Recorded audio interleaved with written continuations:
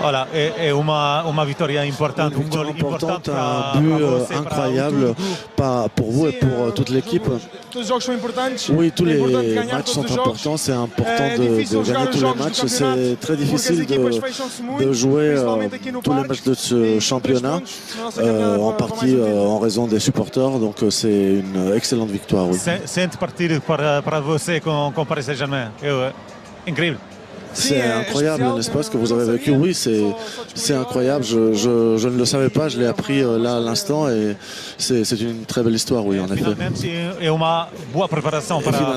Finalement, une bonne préparation pour le match avec le Bayern. Oui, on s'y prépare depuis un moment, toutes les semaines. Tous les jours sont une opportunité pour s'améliorer, pour continuer de travailler et aujourd'hui pour apprendre en stratégie. Merci. Et il y avait un Diouf qui nous rejoint dans la foulée. Oui, l'homme du match, évidemment, mais quel destin cruel à cette dernière seconde aujourd'hui. Quel est votre ressenti? Forcément dégoûté. Ça se joue à 20 secondes, même pas. Parce que je crois qu'il ne faut même pas l'engagement quand l'arbitre siffle. Donc ouais, dégoûté. Après, on est sur plusieurs bons matchs. Il ne faut pas s'arrêter à cette défaite de Paris. Et voilà, c'est un match dans la saison. C'est pas ce qui va définir notre saison. Maintenant, on va avoir un match important la semaine prochaine, 2 matchs importants la semaine prochaine. Donc voilà, se focaliser sur la semaine prochaine. Là, on va essayer de digérer la défaite, de comprendre et de revoir le but qu'on a concédé. Et puis après, il faut avancer, on n'a pas le choix. Malgré tout, sur le plan personnel, est-ce qu'on n'est pas loin d'être sur votre meilleur match? Pour vous, je parle. Si on enlève le but, oui, parce que quand on fait un clean sheet, c'est forcément des bons matchs. Mais voilà, j'essaie d'être le plus rassurant possible derrière. Après mon match, je sais qu'il n'est pas parfait à 100%. J'ai eu un peu de déchets au pied. Mais voilà, j'essaie de donner le maximum à chaque fois. De la confiance pour le groupe malgré cette défaite-là. Parce que quand on voyait le calendrier, prédire ces résultats-là, cet enchaînement pour Nice, c'était compliqué finalement. Vous sortez de là en grand vainqueur, entre guillemets. Oui, justement, prendre du recul sur tout ça. Alors oui, on a perdu contre Paris. Mais sur les 5 derniers matchs, on fait 5... voire très bons matchs où on prend beaucoup de points. Donc voilà, c'est pas une fin en soi. Comme je dis, c'est un match dans la saison. On aurait préféré gagner ou faire un match nul, mais voilà, ça s'est passé comme ça s'est passé. Merci beaucoup. Il est l'homme du match quand même, 43% des votants. Il faudra qu'ils analysent. 11 matchs, toutes compétitions confondues, et qui file donc vers une 15e victoire. Attention à cette équipe munichoise. Rendez-vous donc ici au Parc des Princes en Ligue des Champions pour ce PSG Bayern qui se jouera mardi. Le classement... Oui. Non, ils ne joueront pas à 6 derrière, t'inquiète pas. Alors à 6 derrière, donc je ne sais pas trop ce que vous voulez dire. Vous parlez peut-être de la défense de Nice. On y reviendra dans un instant. Le classement, ça c'est important, Louis, pour constater que le Paris Saint-Germain est toujours leader et conforte sa place de leader avec 4 longueurs sur Monaco et 5 sur l'Olympique de Marseille. Nice est 8e avec 17 points dans la seconde partie du tableau. La seconde moitié du tableau, s'il vous plaît. Merci beaucoup. Rennes est 10e devant le Havre et le PFC. Lorient, Auxerre et Metz ferment la marche. Une première réaction. Il y a Zabarni au micro de John Ferrer. On était en train de regarder le tableau justement des classements. How do you feel tonight after this victory? Après cette victoire, for sure, this goal from Gonzalo Ramos. Ce but de la part de Gonzalo Ramos. C'était un match difficile, mais bon, nous avons réussi à marquer. C'est très important cette victoire. Et c'est important aux yeux de ce championnat également. Comment expliquer cette difficulté pour le PSG ce soir? C'est le football, c'est ainsi. On a essayé, on a fait de notre mieux. La deuxième période était beaucoup mieux, plus intense, disons. Plus offensive et c'est important comme victoire bien évidemment. Vous ne jouerez pas contre le Bayern, mais que pensez-vous de l'équipe? Parce que l'équipe est prête pour le match. Oui, absolument. Ça se sent dans les vestiaires, dans les entraînements. On est confiant, donc ça va être un beau match. Merci. Ah oui, ça sera un bon match, ça c'est sûr. Ça sera un très grand match pour les Parisiens qui s'imposent donc au bout du suspense dans les dernières secondes de cette rencontre. Le corner frappé par Lille, le ballon dévié de la tête par Gvara et le but inscrit par Gonzalo Ramos qui était entré en cours de jeu. Ils y ont cru jusqu'au bout, Louis, les Parisiens. Oui, ce buteur Ramos, il est là dans cette surface, sur cette déviation, sur ce corner tiré pour la... C'était le premier qui le tirait directement, on m'avait dit, hein. C'est bien ça. Hein, c'est Lee qui frappe le corner et c'est dévié par Gvara. Mais direct, hein. D'habitude ils ont la façon de le jouer à deux. Là, il l'a tiré voilà, c'est Gvara qui coupe bien la trajectoire et puis voilà, il y a faute de marquage et Ramos est derrière pour la catapulter, la mettre au fond. Voilà, c'est le geste du buteur dans une surface de réparation. Et c'est d'ailleurs très beau de voir Gvara qui fait l'effort, hein. On est à la 94e minute, il fait l'effort, il a senti. On parlait d'exploit individuel, là en l'occurrence c'est lui qui va chercher justement ces déviations pour que Ramos, on lui en voulait d'avoir loupé d'abord une de ses frappes à bout portant et là il permet à Paris Saint-Germain tu sais, il est rentré pas longtemps, il est rentré 10 minutes, 15 minutes, hein. Il fallait qu'en 10-15, il fallait qu'il fasse la différence, il l'a fait, il a marqué ce but pour donner. On l'a vu sur l'image, hein. C'est passé à ça. La frappe là sur le... Ouais, bah, il le montrait, enfin ils sont passés surtout à ça d'un résultat nul, Louisa. Oui, le plan défensif niçois a failli parfaitement bien fonctionner, hein. Jusqu'au bout du bout, ils ont résisté à cette équipe parisienne, aux attaques parisiennes qui justement les joueurs ont su hausser leur niveau sur cette deuxième mi-temps où la pression était importante. Malheureusement sur ce coup de pied arrêté, le marquage était un peu plus laxiste, ils étaient un peu plus loin de leur adversaire et puis sur 2 coups de tête, Paris a réussi à venir gagner ce match. C'est magnifique, surtout les commentaires qu'on a pu faire sur Ramos, justement sur ce qu'il a loupé, en disant qu'il manquait justement de concentration dans le cadre des 20 minutes qu'on est amené à lui donner de jeu. Ouais, à la 80e, il a une balle de Luis Enrique. Et là, il a été concentré, là, il est resté présent et il a su jouer juste pour permettre au Paris Saint-Germain de marquer ce but. Le renard qui est Ramos dans une surface de réparation, c'est de bien sentir surtout une déviation et d'être là au deuxième poteau. Mais c'est vrai qu'il faudrait aussi avant tout passer et féliciter quand même cette équipe on va dire de Nice, parce qu'elle a quand même jusqu'à la 89, on va dire jusqu'au final, elle a été présente avec beaucoup de détermination, avec beaucoup d'application, dans la défense, hein, parce qu'ils étaient venus pour bien défendre. Ils ont défendu remarquablement bien, hein, Marcel. Hein, les féliciter, c'est difficile parce que c'est quand même un type de comportement qu'on n'aime pas trop quand même. Mais Marcel, il leur manque beaucoup d'éléments. Mais c'est leur philosophie de jeu depuis ces 3 derniers matchs, malgré le fait qu'ils aient gagné. Ils sont dans leur style, dans leur registre à eux. Et bon, ils ont fini par en payer dans les derniers matchs, ils ont marqué les conséquences. Dans les derniers matchs, ils ont marqué des buts, mais il leur manquait leur attaquant Motti et puis des défenseurs. Et je crois que Daniel l'a dit, oui, il leur manquait 3 éléments qui leur permettent justement dans cette transition vers l'avant. Quand tu viens à Paris, face au Paris Saint-Germain, quand on sait ce que c'est le Paris Saint-Germain aujourd'hui, avec toutes ces craintes qu'on a face à cet adversaire qui va te pressionner, qui va te faire un pressing haut, qui va t'empêcher de ressortir avec le ballon, il va t'empêcher de jouer. On les a vus, se sont fait harceler, mais bon, ils ont pris leur position sur le terrain, ils sont restés bien disciplinés, bien en place, ils sont restés à 6 derrière, avec 4 et toi, ils sont bien tous ensemble, et c'est ça qui était formidable à voir. Cette tactique. Ça, vous voulez absolument le voir. Ben, on va vous le montrer. Regardez cette ligne de 6 qui a été proposée par les défenseurs niçois. Alors ça, c'est en première période. Ça a été très efficace puisque les Parisiens n'ont pas marqué de but en première période. Et puis ils ont fait exactement la même chose en seconde période. Et il leur a fallu vraiment 1000 tentatives aux Parisiens pour parvenir à marquer l'unique but de cette rencontre. Daniel, vous vouliez intervenir? Non, juste dire que les Parisiens ont fait une bien meilleure seconde période. En première, ils ont joué trop tranquille et on l'a vu, pour bousculer cette défense niçoise, il fallait vraiment mettre de l'énergie. Les entrants ont été très bons, Lee, Dembélé. Ça n'avait plus rien à voir en seconde période où vraiment ils allaient chercher la victoire. Ils l'ont obtenue parce qu'en première ça ronronnait trop, mais ils ont perdu du temps. On a une réaction, Daniel, je vous interromps, pardonnez-moi. Melvin Barr au micro de John. On était en train de regarder justement les images avec Melvin. Le plan était presque parfait, c'est ce qu'on a titré pour Nice. Ça n'a pas tenu à grand chose. Ouais, on craque dans les derniers instants, ça fait chier malheureusement, mais c'est comme ça. En même temps, je pense qu'on a quand même montré du caractère. Bon, ça n'a pas suffi, mais il faut retenir les bonnes choses. Maintenant, il faut se concentrer sur autre chose et on va avancer encore. En tant que capitaine, quel discours est-ce qu'on a auprès des coéquipiers après ce match-là? Donc c'est que on doit garder le positif.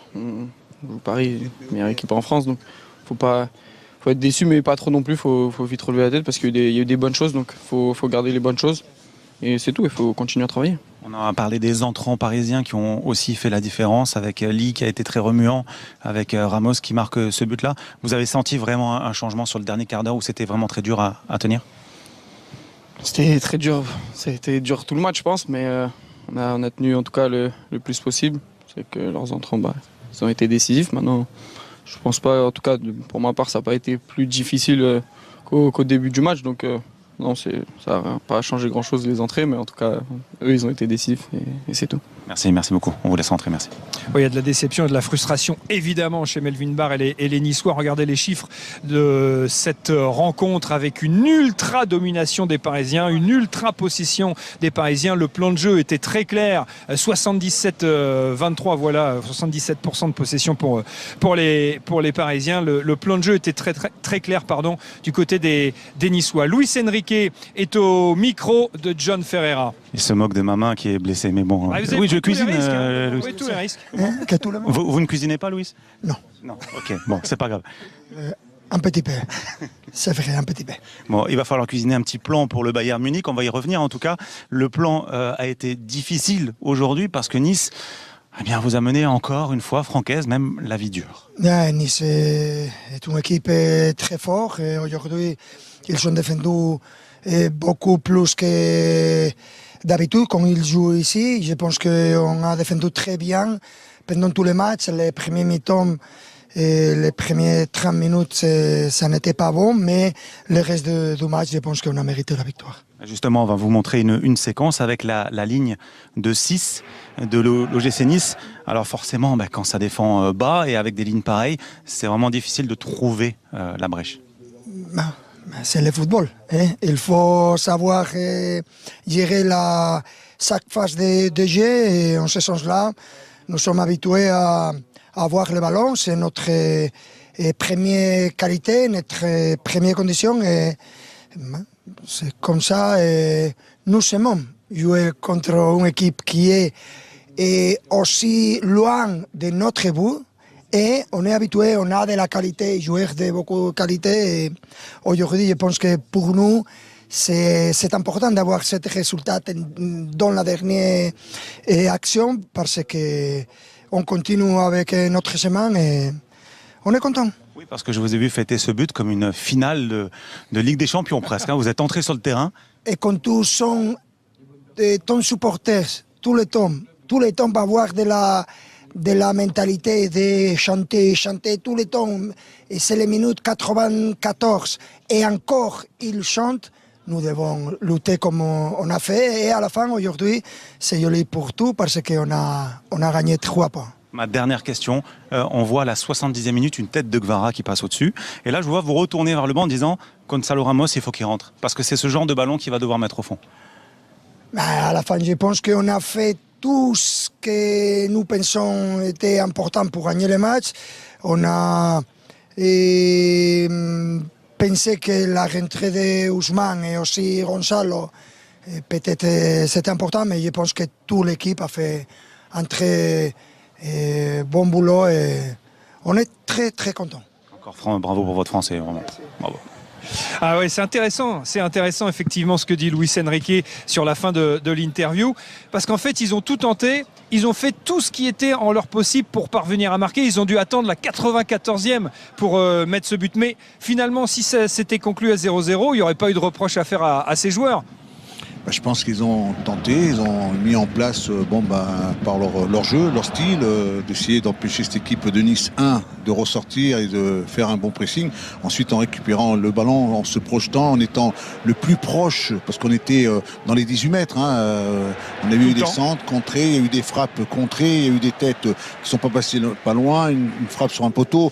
On sentait que de plus en plus, et en faisant rentrer ces garçons, tu as cité les noms qu'on a cités, on sentait que ces garçons-là allaient apporter un peu plus de vivacité. Lee quand il est rentré, ou Ousmane Dembélé, ou Ramos pour marquer ce but. On sentait que ces changements ont apporté un bien parce que cette équipe de Nice c'était commence un peu à reculer, même très fatigué. Elle tentait on va dire les petites sorties, mais il n'y arrivait pas. Et c'est vrai qu'il restait suffisamment assez dans cette surface pour finir, pour marquer, c'est tout. Oui, il y a eu beaucoup de variétés sur les situations offensives parisiennes. Ils ont essayé, ils ont tenté, ils ont tout essayé, vous l'avez dit, frappe de loin, jeu combiné intérieur, jeu extérieur, aller chercher la largeur pour contourner ce bloc. Ça a été difficile, même si on a vu 66 ballons touchés dans la surface de réparation. Il y avait toujours un Niçois sur la trajectoire. Ou sinon, il y a eu aussi un énorme gardien côté Niçois, Diouf, qui a été très performant, très décisif pour son équipe, malheureusement sur le dernier ballon non. Mais voilà, la seule chose qu'il aurait pu reprocher à son équipe s'il y avait eu un 0-0, c'est les 30 premières minutes, comme on l'a dit, qui ont manqué de rythme, d'intensité et de vitesse dans le jeu. Mais sinon, sur l'ensemble, la victoire est amplement méritée. Marcel. Voilà, tout a été dit. Je crois que essentiellement, c'est sur le rythme qu'ils ont pêché. Ils sont se laissés prendre dans ce ronron que Nice leur a mis dans cette première mi-temps et ils n'ont pas rehaussé leur niveau de jeu pour se permettre de se créer des situations. Donc bravo, parce qu'ils ont été comme des grandes équipes, attentifs jusqu'au bout. Et ils sont allés la chercher, la gagne, patients. Alors, pour que tu le saches, tu n'as pas joué au haut niveau, tu as joué dans un petit niveau. C'est quand tu démarres un match, quand tu commences, il y a une équipe qui est, on va dire, face à face. Et c'est vrai que cette équipe de Nice, elle était parfaitement bien organisée, bien dans tous ses domaines. Et on va dire que après, avec la possession, vous avez montré le nombre de possessions, la possession du Paris Saint-Germain, à la force de les faire courir, à force d'aller de droite à gauche, tous, ils ont commencé à baisser un peu d'intensité, un peu de rythme. Et c'est comme ça que tu prends le dessus en faisant rentrer tes remplaçants. Et c'est là qu'on a fait la différence du côté du Paris Saint-Germain. Voilà, Thomas, pour que tu le saches. Ouais. C'est bien parce que j'avais pas du tout vu ça. Franchement, mais si j'avais joué à un niveau un petit peu plus élevé, peut-être que je l'aurais vu. Mais là, j'avais rien vu. Tu l'as dit. Donc ça m'arrange. Marcel t'a dit que durant les 30 premières minutes, le Nice était bien organisé. Même l'entraîneur a reconnu que Nice défendait bien. Bon, ils étaient bien parce qu'ils étaient frais physiquement, ils étaient bien concentrés. L'important maintenant, c'est de se projeter quand même sur le rendez-vous de mardi face au Bayern. Ce sera évidemment une toute autre opposition. C'est une victoire juste ce soir face à Nice. Mais est-ce qu'il y a quand même des garanties pour l'entraîneur Luis Enrique en prévision et avant de rencontrer le Bayern? Oui, parce qu'on l'a vu que défensivement, ils sont restés concentrés. Je crois qu'ils n'ont pas concédé beaucoup. On a vu qu'au milieu de terrain, tout le monde était en jambes, et notamment Vitinha qui a continué d'avoir cette possession et être à la baguette de ce milieu et de cette animation offensive qu'à Paris. C'est absolument merveilleux. Donc, confiance de Ramos. Mayulu qui n'a pas touché vraiment le ballon, comprend que, quelquefois, dans certaines situations, sa position d'avant-centre, il manque un peu d'expérience pour être cette valeur ajoutée à cette équipe parisienne. Et même chose pour Barcola, Kvaratskhelia, qui ont régulièrement changé de position pour essayer un petit peu de trouver la faille face à cette défense.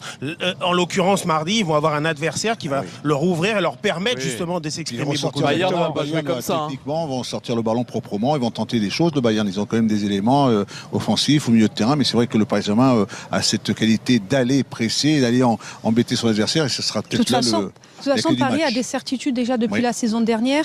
Il maîtrise de nombreux aspects du jeu, et puis face au Bayern, il va mettre une équipe championne. Ils n'auront pas la même opposition. Donc. Daniel. Non, mais dire surtout que la motivation de la Ligue des Champions aujourd'hui, on ne peut pas reprocher aux Parisiens en championnat d'être patient, d'autant que mardi il joue un match super important. Donc c'est pour ça qu'on peut s'attendre à un super PSG au niveau de l'intensité mise dès le début. Et c'est la Ligue des Champions, donc pour avoir joué ces matchs-là, ça n'a rien à voir avec un match de championnat. On a 11 lions sur le terrain et automatiquement tous les joueurs jouent à 120%. Et ça donne un collectif très fort et autre chose au niveau de l'intensité que ce Paris Saint-Germain-là de la première période. Thomas, le match de mardi, avec ces deux équipes, une du côté de l'Allemagne qui est en train de réaliser un championnat exceptionnel, non? Exceptionnel. On a ce Paris Saint-Germain qui va avec ces 2 ou 3 éléments qui sont en train de retrouver du temps de jeu. Il va y avoir des Fabien Ruiz ou Ousmane Dembélé.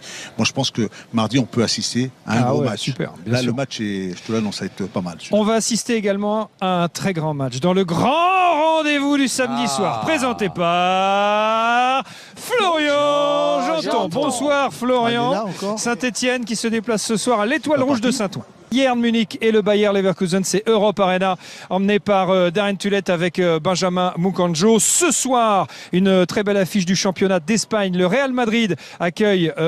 Merci d'avoir regardé la vidéo. N'hésitez pas à laisser un commentaire pour partager vos impressions et à vous abonner pour ne rien manquer. À très bientôt pour de nouvelles aventures.